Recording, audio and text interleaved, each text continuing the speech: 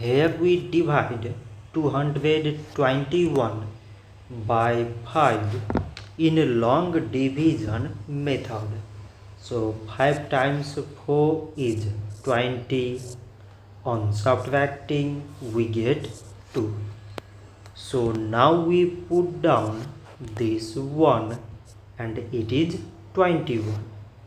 5 times 4 is 20.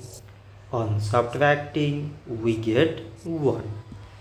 So now there is no any other number to put it down.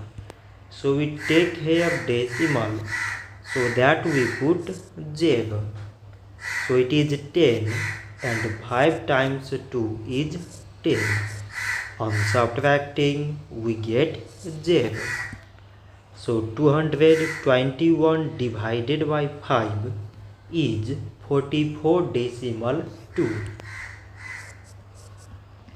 So this much for today and thanks for watching.